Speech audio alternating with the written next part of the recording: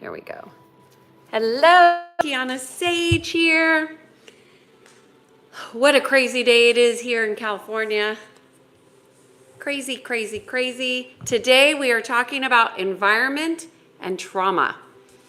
My name is Kiana Sage. I guide people to peace. This is a video series specifically for people who want to know more about trauma and address it from a different perspective. So here we are. I'm going to wait a little bit for people to join on. I am completely all natural today, no makeup, no anything, and my skin is definitely sensitive to these dry elements. So I decided to just moisturize the heck out of my skin. So here we are. Oh, hello, Lei Chu. Good to see you. It is windy here and dry. I'm not used to, I drink a lot of water, but I am not used to this kind of elements. I am very sensitive to the elements, Elsie. Happy New Year. Just waiting for people to join on today. I am talking about trauma and the environment. I'm going to give some very specific things here. But first, I must tend to Ra. She needs to go potty.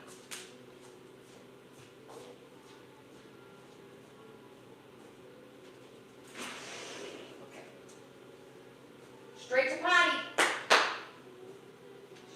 Straight to potty.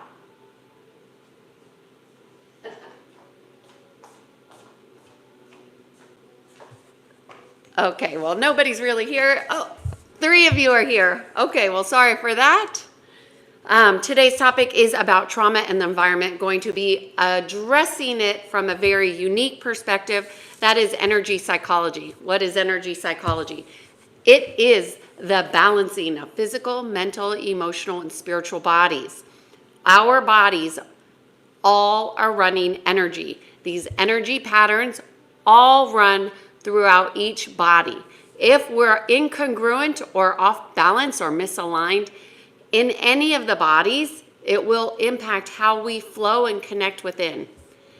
Oh, thank you so much. Lei Chu says it's cold and I decided to stay in today. Good job. So we're just waiting for people to join on here today. So when we have our patterns and if something is misaligned, from whatever reason, so we're talking about this series about trauma, so we'll just go ahead and say you've had a trauma and it's not healed. That will impact how your energetic bodies are patterning. Now, why are patterns important? Patterns are important because everything runs in patterns. Everything runs in a sequence. And when we are misaligned, from a unhealed wound or trauma or weakness or vulnerability or something to that effect, it will change how we align to our heart, how open we are, and most important, it will directly impact how you are signaling. Signals are those things that people really understand as the law of attraction or the law of correspondence. But a signal, we're always signaling. So when you are signaling, you want to always know to the best of your ability that it's congruent, because that's how we get into these patterns that loop and repeat and so forth. So somebody just asked, am I a doctor? Heck no, I do not buy into dogmas. So that is systemic ways of thinking or ways of believing. I am not a therapist. I am not a doctor. I do what is called energy psychology. That does not mean that they're not good doctors or therapists out there. I'm just not, that's not my method. I work on all systems and not just one system. And I don't have a prescribed way of doing what I do because, we're not prescriptive beings. We have patterns and themes, yes, that are very common. That is called the collective consciousness, but we are not always in sync with everything totally, fully, and completely, because we have what? We have a soul. And as long as you have a soul, you will have soul lessons, you will have life lessons, you will have patterns that are unique to your life experience, your consciousness experience. And that's what I addressed. That's what I do every day, all day, except for today, because things are crazy here in California. Yes, there are winds. Yes, they are gusty. I have heard up to 90 miles per hour. I could tell you the entire house is shaking when the gusts are coming through. There is trash, trees, but no fires in my particular area, so thank goodness. But I did want to do a PSA from yesterday's, because yesterday we've had lots of fog. I don't know if you guys are having fog, but we've had lots of fog, and I am very sensitive, and I don't know if you know this, but oh, thanks Oliver for being on here and moderating. Yay, Oliver. Let's give Oliver a hot hand. Thank you. So yesterday I was on here, and I've never had my lips be so chapped, like literally layers of skin peeling. So I wanted to give a PSA to what I found has worked. I'm using ozone oil. This is pure organic olive oil that's ozonated. That has helped my skin, and also this Aquaphor. I know a lot of people gave me some recommendations, and I also took a couple shots of aloe juice. So for any of you who are interested in what I ended up doing to help my lips, this Aquaphor, I don't get paid for this, I'm just letting you know. This took my pain in my lips from like an 8 to a 2 in a matter of minutes. So it was significantly helpful. People always ask, what are you drinking, Kiana? Today I'm drinking my Shilajit paste, which I put in lemon water, which makes it drinkable. But I would say that I noticed a huge difference with the Shilajit paste. However, it's really not easy to get out of the container. Hey, Matthew, good to see you. Thank you, good to see you.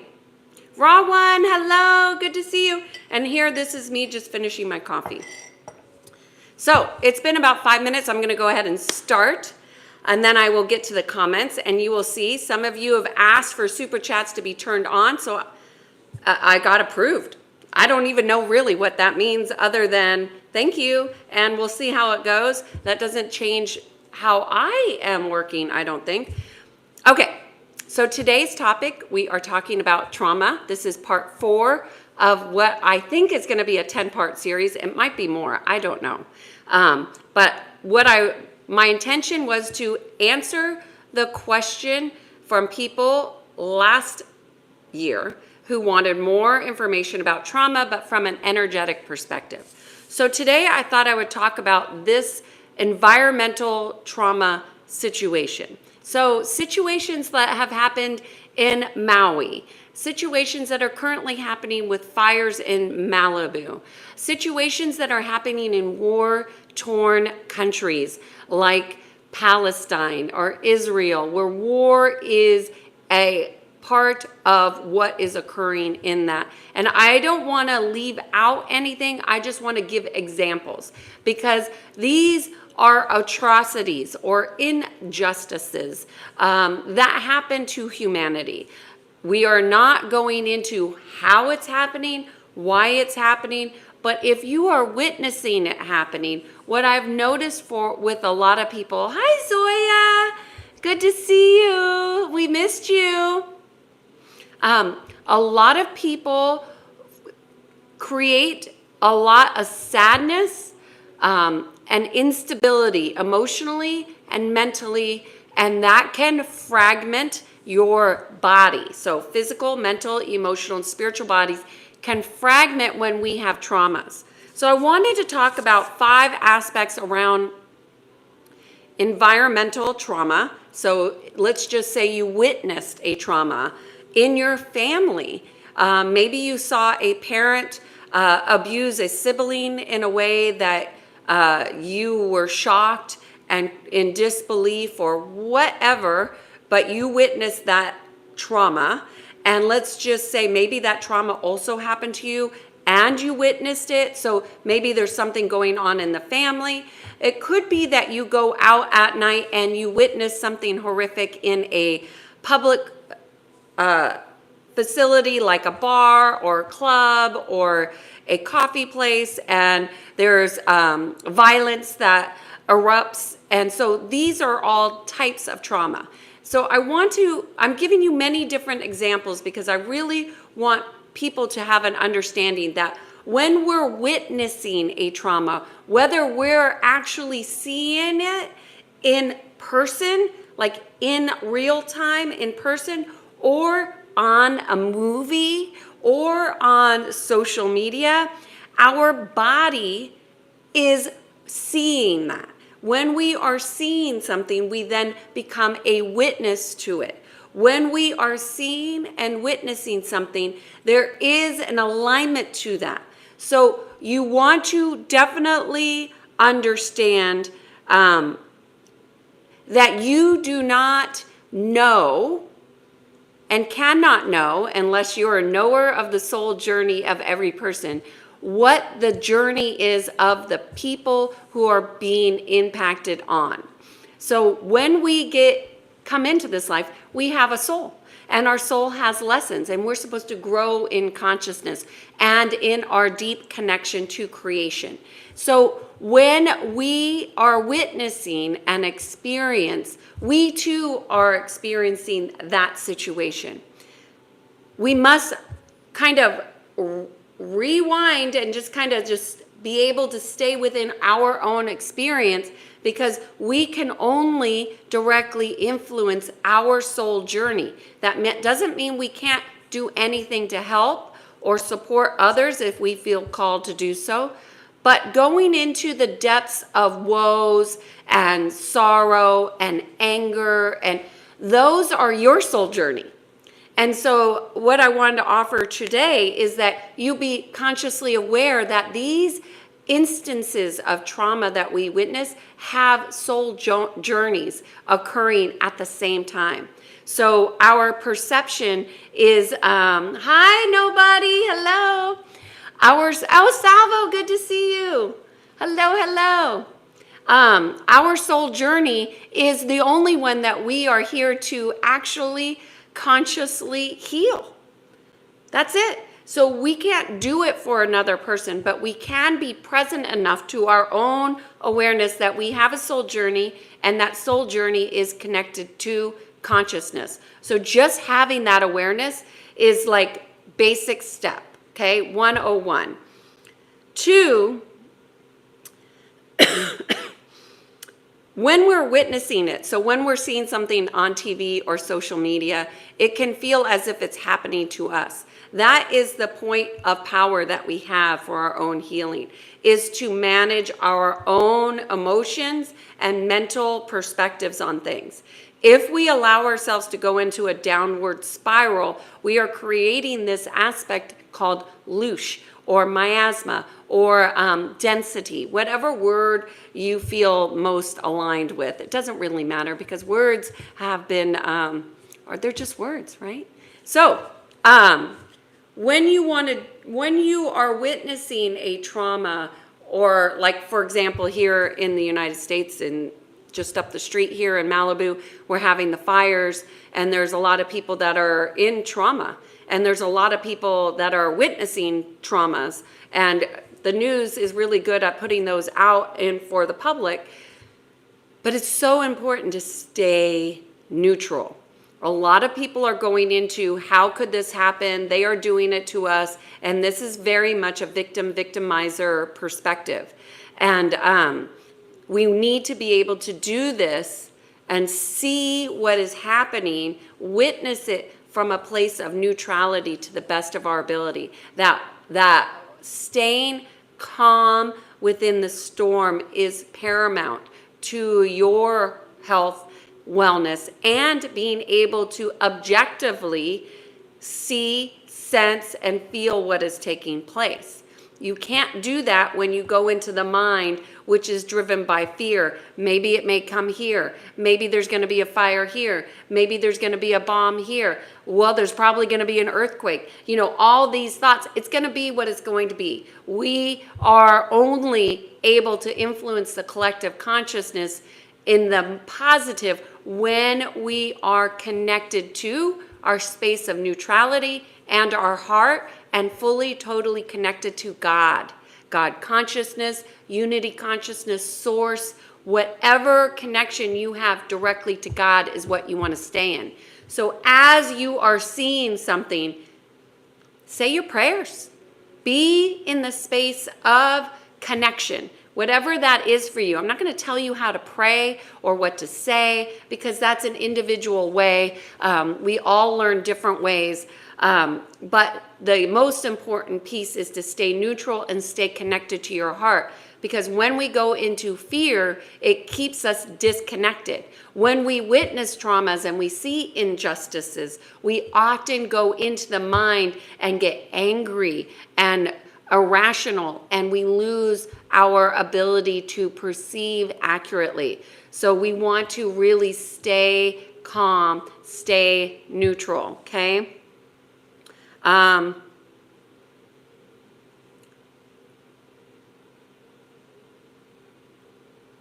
was just looking at what I wrote here. When you are, so one of the things that I've been getting from people today is how sad they are about everybody losing their homes, about this tragedy, this injustice, the fires, how heroic, how horrible it is that there's things that should have been done that aren't done, incompetence, all that kind of thing. What we want to do is use, this is number 2, we want to use these experiences, these instances, to do our own emotional regulation check. What am I feeling? And feel it all the way through. We cannot process our emotions intellectually. They must be processed through conscious awareness. And I think this is where a lot of people get stuck in processing. Processing is not an intellectual thing. It's a conscious awareness aspect where you are consciously let's just say feeling sad, and you're feeling the sadness within your body all the way through. When you feel your emotions and witness them all the way through, that is called processing. Very little of that has to do with why. Why is never part of the processing.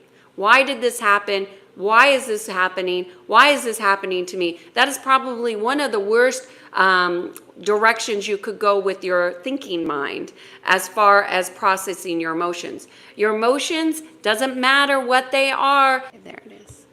So strange. Okay, so that was number 2. So the first one is understand that you don't have any control over anybody else's soul journey but your own. So it's your soul journey. If you're witnessing it, that means you have lessons within it, okay? Number 2, your emotions. You must process your emotions through conscious witnessing, not thinking, not ascribing judgment, not thinking, what is this about? It's really about being totally present to your body, okay? The next aspect that I have is 3 questions that you can begin to ask yourself when you're in a trauma environment, whether it's a family, whether it's work, because we know we have traumas at work, right? If you work in a corporation, chances are you've seen some stuff go down that's unjust, okay? So we want to, again, get back out of our mind and into our body and into our heart. And ask your heart, what is it that my heart needs to heal? What is it that my heart is telling me I need to do to heal? We need to ask that question, and we need to listen to our heart, not our mind. And this is a training. This is a practice. Oh, I love that you guys are saying XYZ is here. Hello. I love that you guys are saying Happy New Year to each other. Number 2 question. How am I bringing, or how can I bring my spirit fully into this situation. Because if you're witnessing it, we want to bring our spirit fully into it. You could do that by consciously intending to call forward your spirit. But ask yourself, how am I or how can I bring my spirit fully in? That's number 2. And number 3 is, have I forgiven myself? Have I forgiven others? Being in an open heart space. You don't want to harbor or hold on to things. That can simply be released by being in full connection to your heart. So, a different perspective on trauma and the environment, and really practical applications to how you could begin to become your own healer without having to pay somebody. Although if you're interested, I do sessions, and it's quite different than what I do here on YouTube. So just thought I would throw that out there. Good to see you all here. I have now turned on super chats. I don't know what that means, but we shall see. If you all are interested, you can use that now. Somebody asked about it yesterday, so I went and I turned it on. Okay, so I'm going to see the questions here.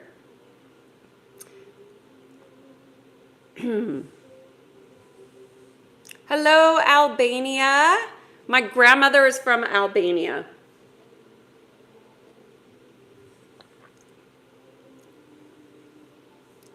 Hello, Rawan, Matthew. Thank you. Thank you.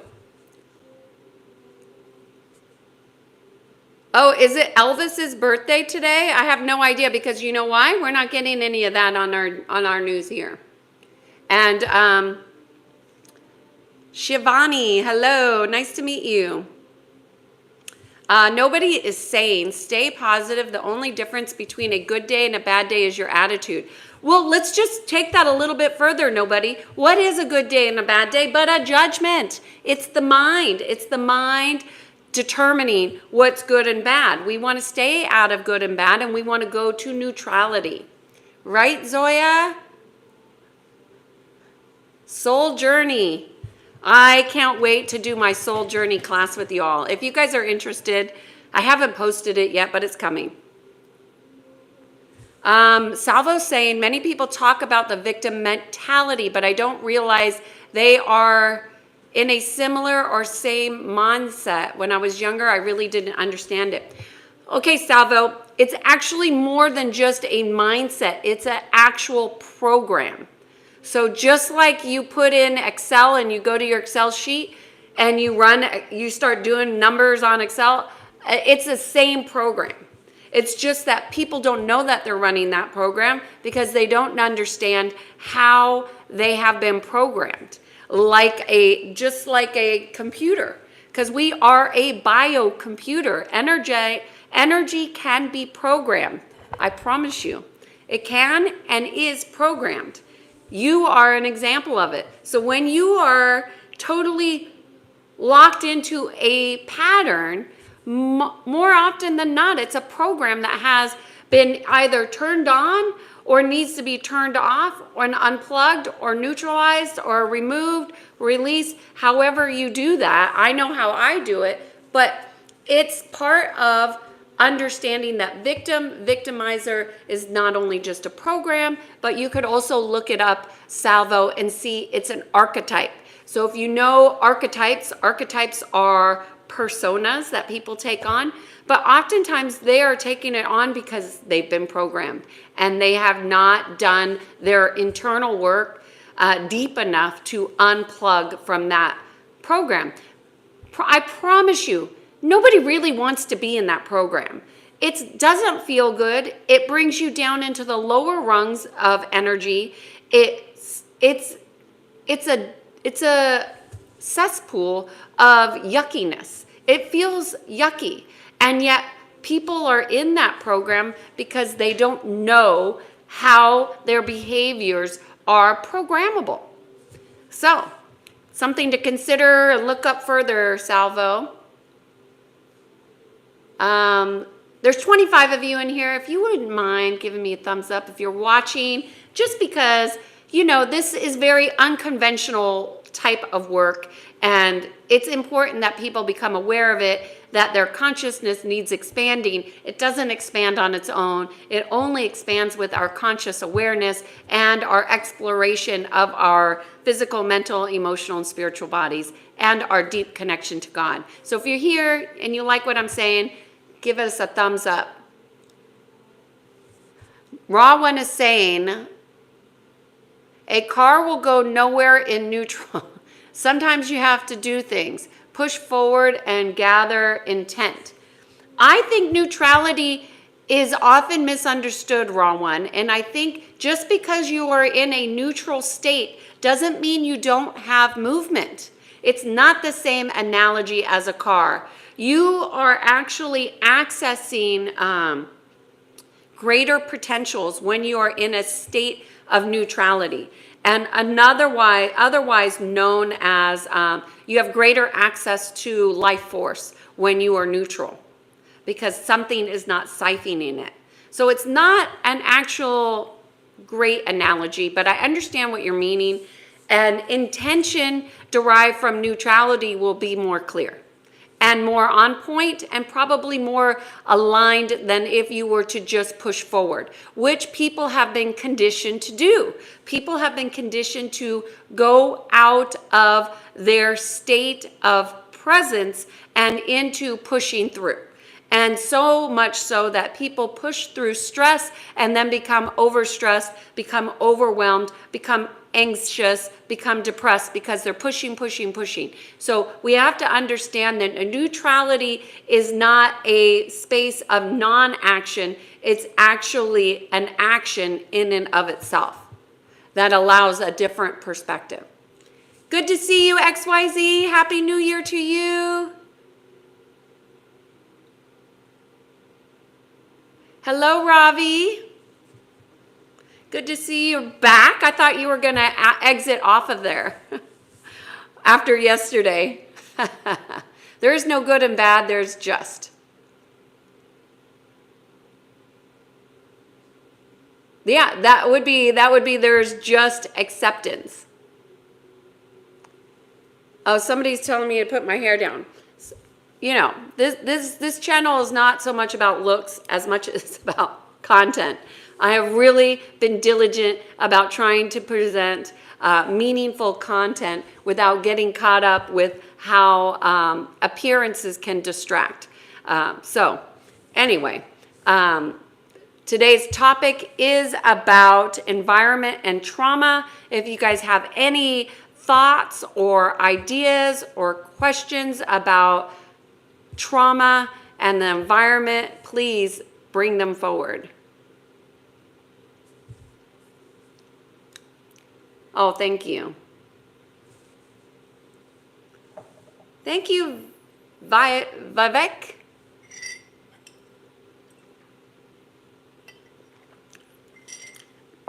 So oftentimes when we see our family has gone through lots of traumas in our familiar environment, and we've had lots of questions on here. And in fact, yesterday or the day before, I got a very beautiful email from one of the subscribers on here that said that she took my recommendation about something and it made a life change for her. Hello, Red Hunter. Good to see you. And what I was going to say is this content is meant for you to put into application. So take what resonates, apply it, and leave the rest behind. If you don't like what I'm saying, that's okay. I don't take it personal. But if you're using it and it's working for you, amen. May you have blessings that multiply from you putting these practices into practical application.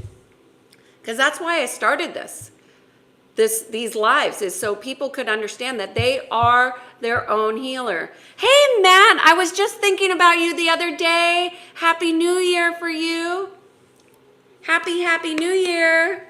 Today we're talking about healing trauma, and I was talking about family. So when you witness a trauma as a child, oftentimes your perceptions or your memories will be distorted. So it's really important as an adult that you go back and heal those aspects. That's number one. Number two, what you remember is your specific memory. That doesn't mean it's everybody's memory. It's not always the same truth as other people will remember it. So let's remember that the truth is a frequency. It's not the same as a memory. It's an alignment within the heart.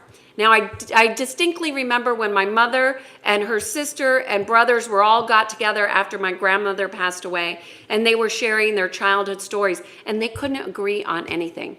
Everybody had a different perspective, and I thought it was so funny that, they all have different stories. So don't allow your story to dictate your healing.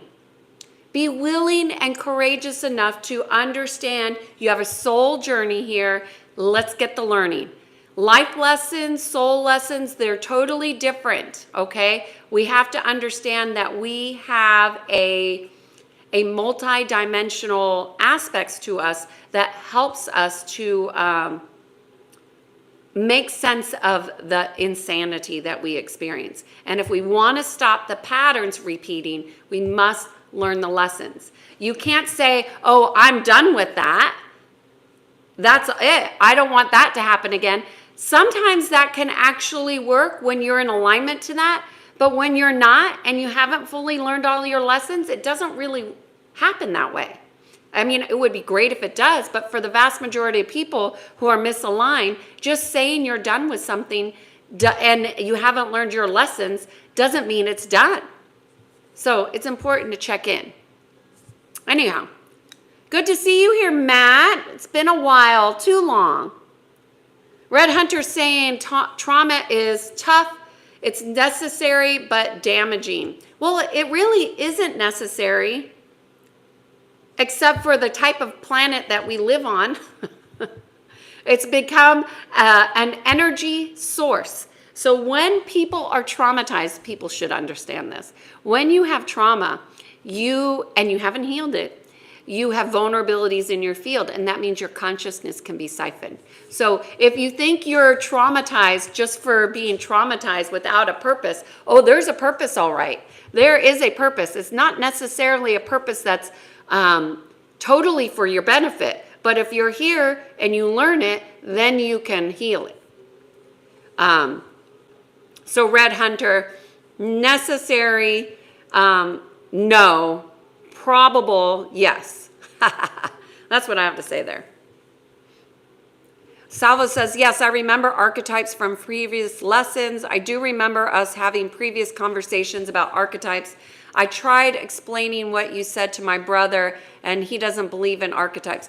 Well, this goes back to yesterday's session, Salvo, is that our belief systems will keep us from being open to new ways of perceiving and understanding and also healing.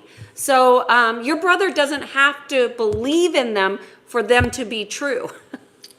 It's like the truth frequency is there whether you believe it or not. And we are seeing that it happen globally where people have different beliefs. That doesn't mean what's happening isn't happening. Just because you don't want to see the truth, just because you don't want to acknowledge that these aspects exist, doesn't mean they don't exist. So you can be in denial of the truth all you want. You're only hurting yourself. So, Salvo, there's a lot of people that will say, I have people that'll say to me, Kiana, prove it. It's not my job to prove the truth to you. It's not my job to prove anything. Now, if you're a paying client, that's different. I will show you a different way. But the average person, a friend that I'm walking with that says, hey, Kiana, prove that. If you believe it, prove it. That's not my job. It's not my job to go against other people's belief systems, nor is it yours. But it is good information for you. A lot of people don't have awareness, and this is what I would say, Salvo, is that your brother may not even have conscious awareness of archetypes because he's never read books about them. He's never really gone to deep therapy. He's never really been on the spiritual journey. And that would keep him really in a limited perspective. Doesn't mean his perspective's wrong. It just means it's not expanded, let's say. And it's really not about believing archetypes. He understands that there is a victim mentality. That is the archetype. If there's a victim, there's a victimizer. So you don't have to believe in an archetype or the term archetype.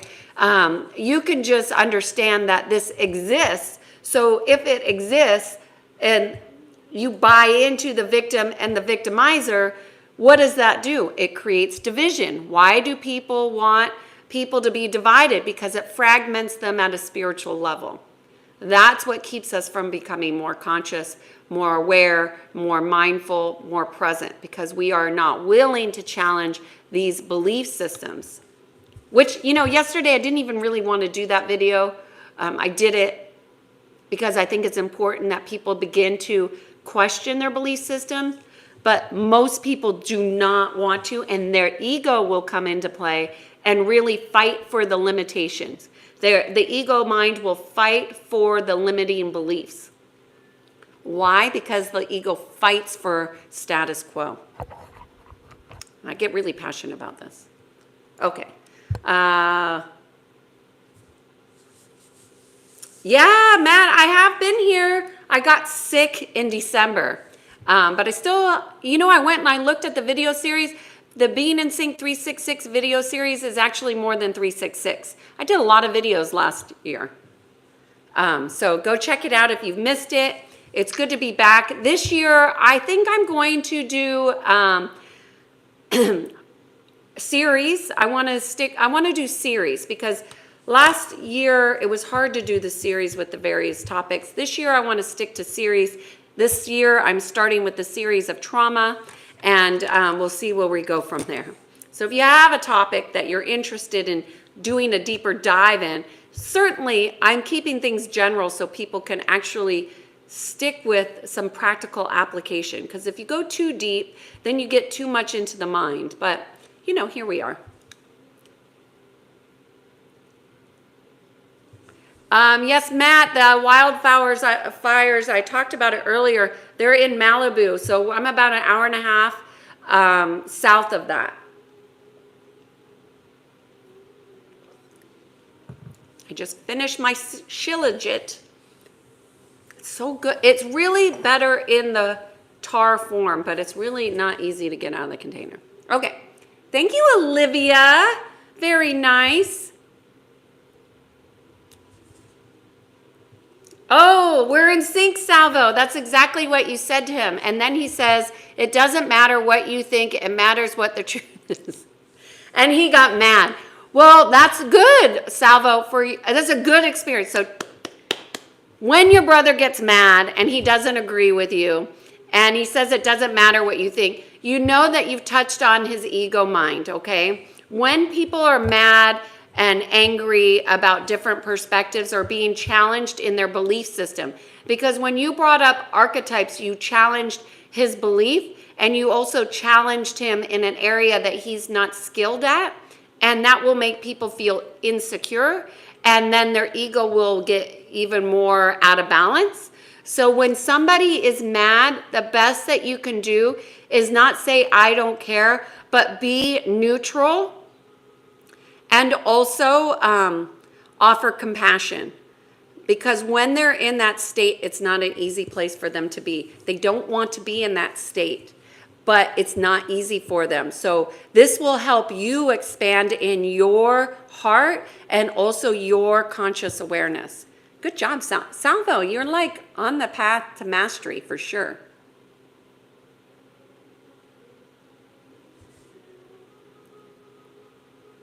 Matt says, I know quite a few people who are extremely hard-headed. So let's talk about hard-headed. What is that really? Is that stuck in their beliefs? Probably. Is it stubborn, which is also stuck in their beliefs? But we can actually just look at it from a more objective perspective that keeps us at a judgment, which is they don't have to be hard-headed. We could just see they're in a pattern. And we can just say, is that pattern something that's serving their highest good? Maybe, maybe not. We don't know their soul journey, going back to that.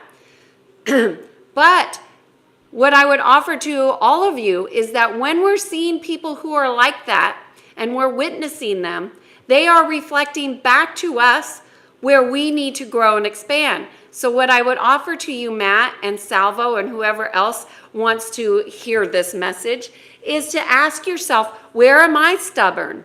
Where am I hard-headed? Where am I locked in my own patterns that keeps me in a spiral that does not serve my spirit, that does not serve my heart, that does not serve my soul? What are those patterns? And identify them. It might be, okay, when I get mad, I get stubborn. Okay, well that's not helpful. So maybe we need to make a conscious choice to, when I get mad, I'm going to open my heart, because the tendency is to close the heart. Soon as we get mad, we start to close down. We want to open our heart, because when our heart is open, we have more potentials. But more than the heart being open, when we are neutral, we can see things from a more holistic perspective. And if you want to heal, which I know if you're coming back here, you do, and you want to be more conscious, then the question then becomes, what are they reflecting back to me? Where am I that way? Because it wouldn't trigger you even the slightest to even post it here if it weren't a thing for you as well. So let's use that as an example and go get those jewels. Let's go get those learnings. Where am I like this in my life? What aspects am I like this? Because until you make it conscious, you're not going to change it. It's just going to be a pattern that repeats. So use that person as a learning example. Matt saying, yes, you did a ton of videos last year. Yeah, Matt. And in fact, this year I just got approved for super chats. So I don't know what that means, but here I am. Culture, hello. You like my new look? Thank you, Culture. This is al natural.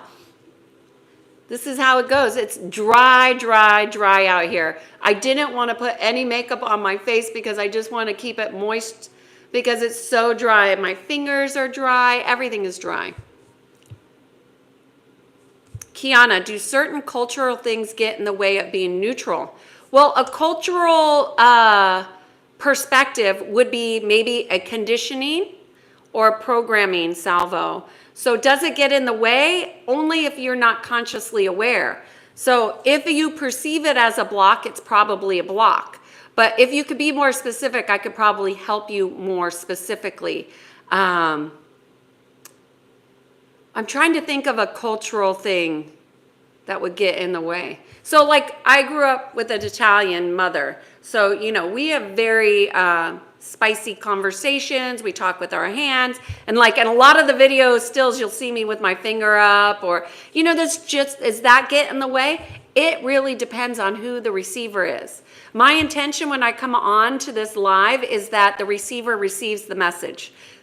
I don't try to sugarcoat what it is I'm saying. I just pray that the message that the people need to get is received. And I'm neutral to the outcomes of all of these videos. I'm here to be a vessel to align to the natural laws, to share about my passion about God, sovereignty, freedom, source energy, creator, creating that direct relationship outside of a dogma. I think that there needs to be more information out there for people to learn how to do that. For people to even understand that being neutral means that you're not in judgment. You're completely aware of the mind, but you're not driven by the mind. So you're seeing things. That's the first thing that I bring my clients to is in a session is neutrality. And it feels very different. And at the end of almost every single session, when I ask somebody how they feel, they don't feel. They are just calm.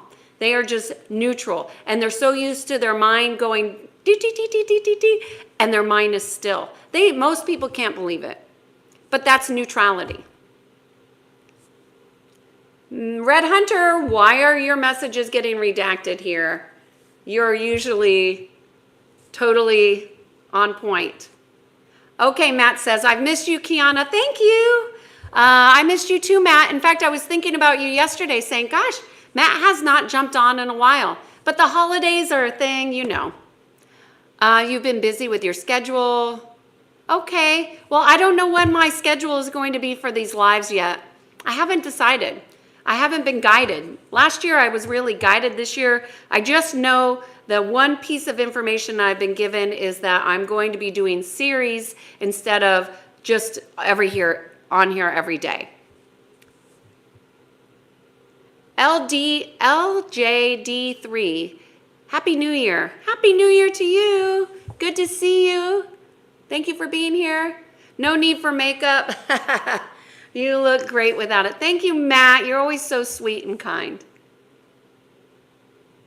Yes, I did. Somebody asked for super chat, so I turned it on for you all.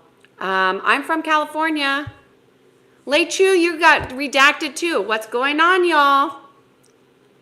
Elisa is saying your message is heard and appreciated. Thank you, Lisa. I appreciate you letting me know that. Oh, Red Hunter, I sent you a deep thumb. I love it. All right, well, I've gotten through all the comments here. Do you guys have any questions about trauma and the environment? And if so, I'm happy to answer. If not, I'll jump off of this live. I'm trying to think what would be most appreciative. I think the biggest one is the memories. People hold on to their memories from their childhood as if they were real, as if they were true, as if they were what they think they were. But as our minds develop from children to adulthood, our brains change. So we need to kind of revisit what we think we thought. So we don't hold on to thoughts that are not supporting our healing and our growth, and most importantly, our expansion.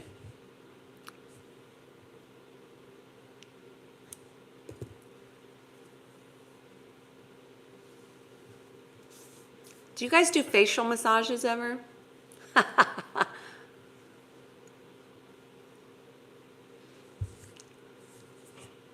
Red Hunter, memories, dreams, and trauma. My favorite things. My favorites, you got me thinking today. Okay, Red Hunter, tell us more. What are you in deep thought about? I did not have memories on there as something to talk about.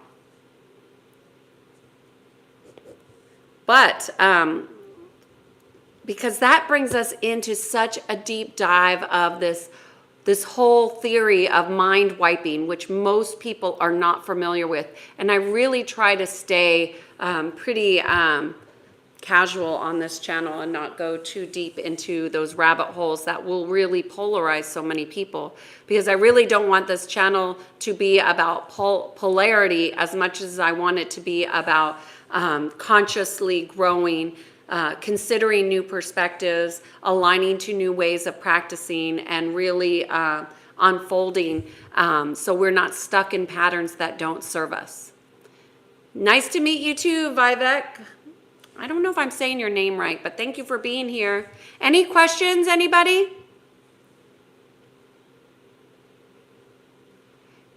Culture says, you know why I'm interested about Kiana? Subject's cause. I'm feeling like she's talking from the deep heart. Thank you.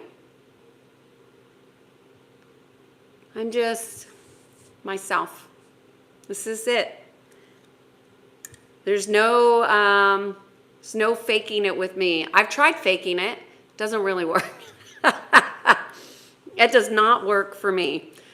People can tell. I tried lying when I was a little girl, and everybody knew I was lying, so I never lied again. I learned my lesson. It didn't work for me. It wasn't my thing. It didn't feel good. It didn't feel right. It didn't work. More importantly, it didn't work. So I'm all about getting results. And I've noticed, sorry, I'm putting this on my lips. Any time, and this is what's so important too, anytime you are doing something out of integrity and you haven't developed your personal integrity strong and aligned, you are about to get your lessons handed to you, and it's going to be harsh. People don't really understand why I talk about values so much. And they send me their values, or they tell me what their values are. And their values are so vague that they can't even follow them. And their values they don't even remember them. And they don't even know that their values are supposed to be embodied. Like, people are just saying their values without living their values. That lacks personal integrity. If you want to build a strong, congruent alignment within, that's not about resistance, you have to have and know your values. You want to live by your values, and you want to have personal integrity. Fake just doesn't work for me. It never has. It's never. But I always wondered, when I was in sales years and years and years ago, I'd see these women dressed so sexy, and that's just not my way anyways. But I'd watch these women, they had their hair done, totally done. Their makeup was on point, their suits, everything was like dialed in. And they were so provocative to get a sale. And I was like, that is just not me. They're either going to buy what I'm offering in the service. I was selling products at the time because they need it, or they're not. They're not going to buy because of me. But then I learned it really isn't about how I'm selling or what I'm doing. People are either aligned or they're not aligned. People either want to work with me or they don't. People either like integrity or they don't. People either resonate with you or they don't. I don't try to figure out why people don't like me. I don't try to figure out why people are mean. I stopped that a long time ago, because it makes no sense. And people with black hearts will hate just about anybody who has any element of Christ consciousness in their field. That I have learned. They will hate them. And it will be a seething hate.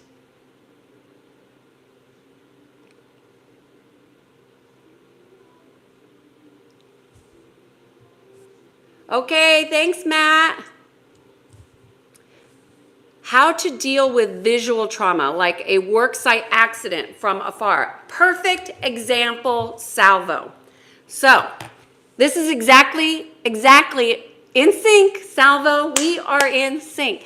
Because when we are witnessing something like that, whether it's in person or on the media or on a video, okay, first thing to know, salvo, is that you have gone into agreement with that situation. So let's just say you have that visual experience of that trauma. The first thing I would ask you to do, and you're here with me, and there's just a few of us on here, so if you would just join me on this, is go into your heart. So go into your heart, just place your hand on your heart, yeah? And connect with your soul. Connect deeply with your soul. And you do that by just having an intention. You don't have to do any deep dives to do that. You just connect with your soul and ask yourself to bring forward that visual memory, although it's painful, and I want you to consciously breathe as you visually witness that in your mind's eye from your heart. And I want you to see it from your heart, okay? So even though it might be ugly, and it's not pretty, and it's very trauma-inducing, I want you to see that same experience from your heart. And notice what happens as you take a conscious breath and witness that trauma from your memory, in your vision, from your heart's space. And notice what happens when your heart is witnessing the trauma. Okay, there you go. Taking a deep breath. It's not scary. What changed? See what changed. When we witness things from our heart space, it changes our experience and allows us to have a deep soul connection that heals all aspects from the heart space. The heart is a portal of healing. That's why so many people are armoring up to protect their hearts, they think, but they're closing down their potentials for healing.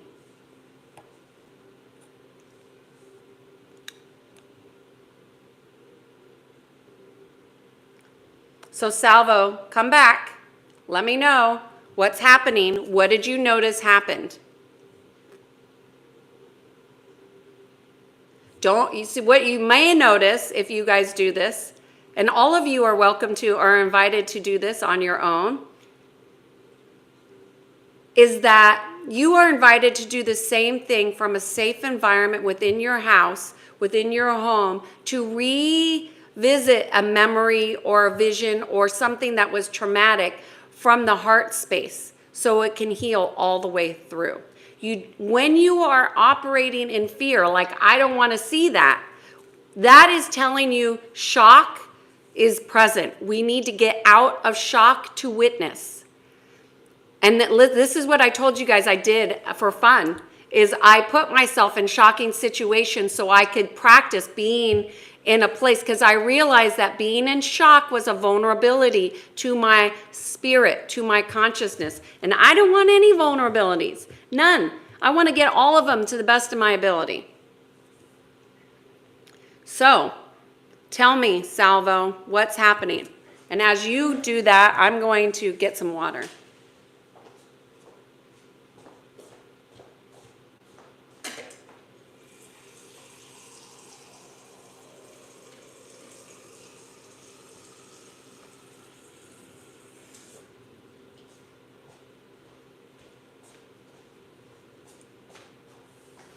Okay, Salvo's back. All right, Salvo, thank you so much for answering.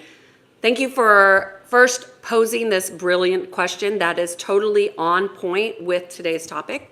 So he says, I think it's fear that something could happen at any moment, even if everything is done correctly.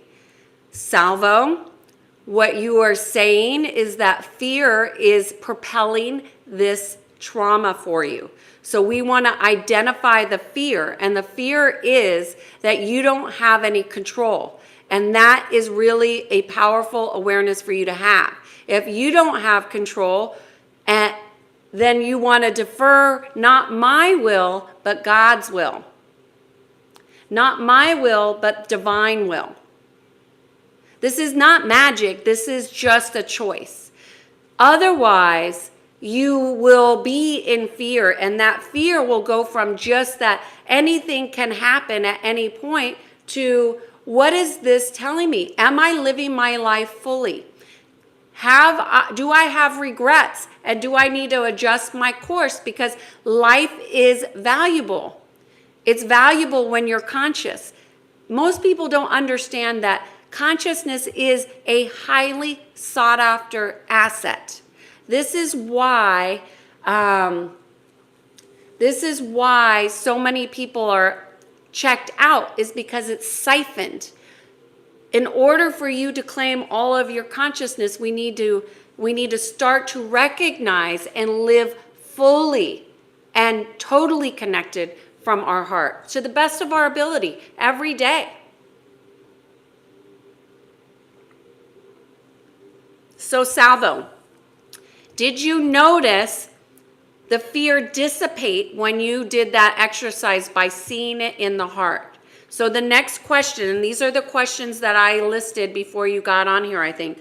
What does my heart tell me I need to heal? So I want you to go back into that heart space and ask yourself, what does my heart need to heal? If I feel fear, that's in my mind, so that's telling me I'm not in my heart totally. So 1, I need to practice being in my heart. 2, I need to practice listening to my heart. 3, I need to live more fully, because there may be something I'm afraid that if I died today, I wouldn't have done ... Go do those things. The bucket list thing is a good idea, but pretty much every day you want to be living your life fully. And most people who are in fear are not living their life fully. So, Salvo, if you don't have your 5 values listed, I would say one of your values might be to live life fully. Raw One's saying, I'm curious. What do you think is you? There's a heart, there's a brain. Where's you? Well, I think this is a great question, Raw One, because I don't want to answer who am I for you all, but you all should know who am I, because that is a journey of the spirit to know who you are. I am many things. I am multidimensional. I am a healer. I am Kiana. I am love. I am consciousness uniquely expressing every single day. But everybody has a different answer to that question. But know who you are. I am love. I'm not the heart. I am expressing love. These videos are expressions of love. Not everybody receives the love. You can see we're just a small, mighty channel here. I love it.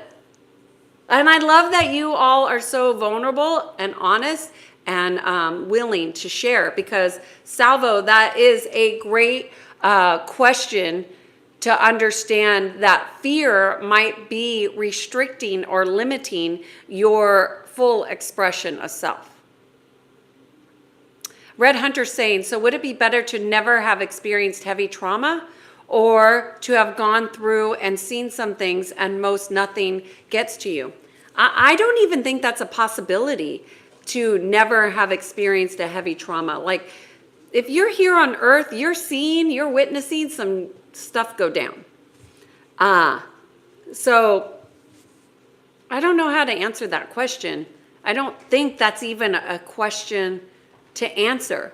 But I will say this, Red Hunter, how you respond to everything is about your soul journey. That's what I think.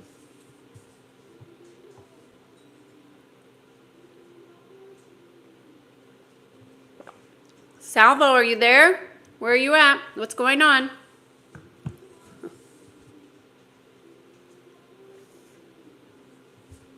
That was a great question. Are you guys there? Okay. Maybe we lost a few here.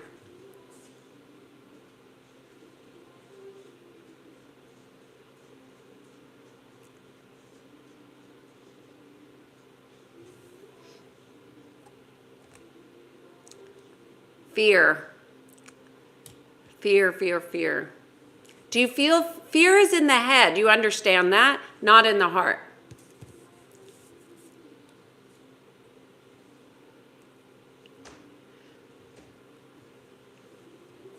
Yeah. So just use your conscious breath. So Salvo, practice putting your hand on your heart to bring your intention to your heart. So you have some work to do around fear, but that's different than the trauma. Those are two different aspects. Fear and trauma are different aspects that need healing. One is a physical experience, trauma, but fear is not always physical. It just feels physical, but it's a total mind game. And that means that there needs to be some mental discipline in relationship to fear. Like, how are you challenging your fears? How are you checking to see if they're real? That's one reason why at the very beginning of this series, I would, make sure I go out of my comfort zone. Why don't people want to go out of their comfort zone? Because of fear. I was working with one client who I did, she was working on dating, but she didn't want to talk to men. And so we were working on an exposure therapy where I would take her to the grocery store and she would have to force herself to go out of her comfort zone just to say hello to a man. Like, that's fundamental, like, courtesy. Like, that's kindness. But for this particular client, that was a huge struggle. Now, I don't often do exposure therapy with my clients, only one requested, but I've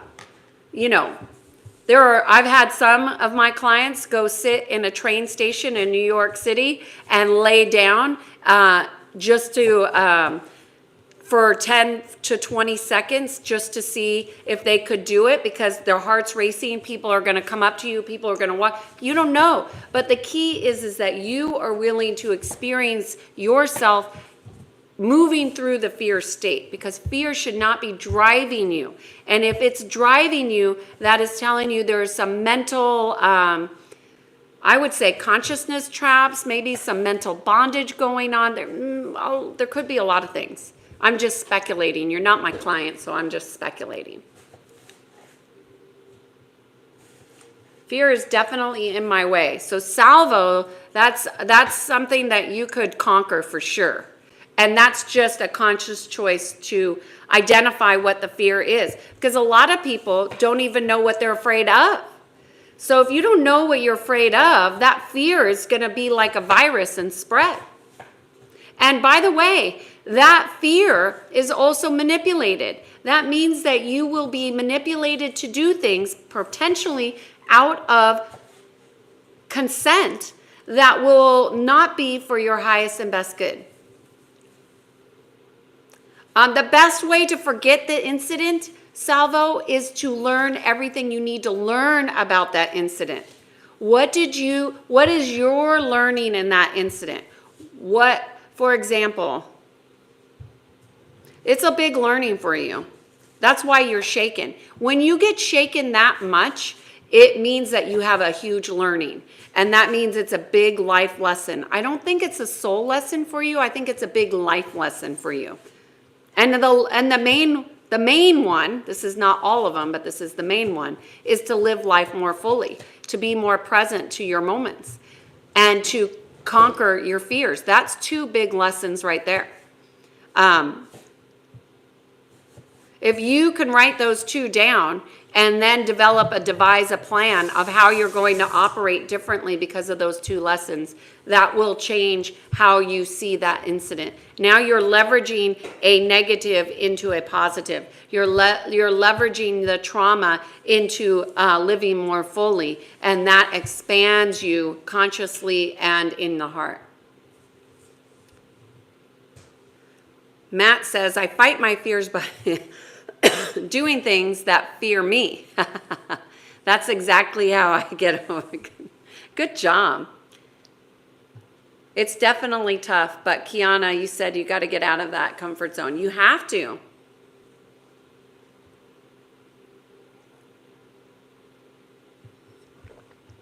Salvo says, having a stepdaughter means I need to be conscious of her decisions also. Well, how could you be conscious of her decisions? I mean, you can't do consciousness for her. You just need to be in service to her as a father figure, if you will. That's a conscious choice that you make every single day.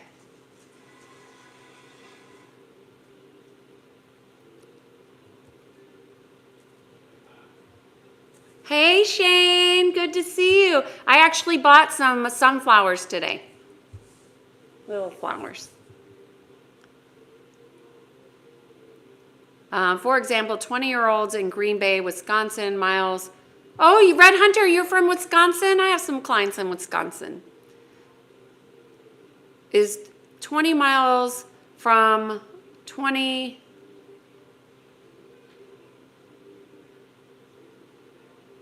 I don't know what you're saying. I'm missing what you're saying here, Red Hunter. 20-year-olds in Green Bay is miles away from 20-year-olds in Miami dealing with city. Oh, your environment, yes.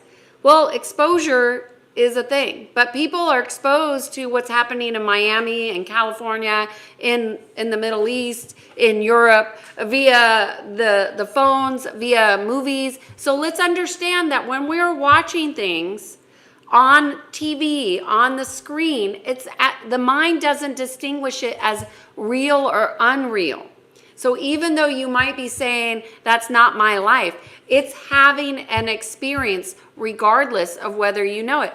I've literally watched shows and saw something swing and I've gone like that. That's how the mind works. Or if something happens in a show and I like jerk, like my heart will be racing, my nervous system could kick on. That's why you train yourself to have a stillness within you. Red Hunter, who would do better coping with new trauma? The only people that are going to cope with trauma or experiences that are happening are the ones who are willing to do their own healing work. You have to be able to do your own healing work because you can't do it for anybody else. But isn't being a good guide being conscious of her decisions? Consciousness is like an aspect of your beingness, Salvo. I think maybe it may be a language thing, but I think what you're saying is you being a good guide, being aware of her decisions. How aware are you of her decisions unless she's openly communicating with you? I don't know how old this person is, your stepdaughter, but we want to have awareness, but that's not consciousness. It's different. Awareness does not equal consciousness. Consciousness is a spiritual connection and an expansion in perception. And it's layered and it's leveled and it's multidimensional. It's all kinds of stuff.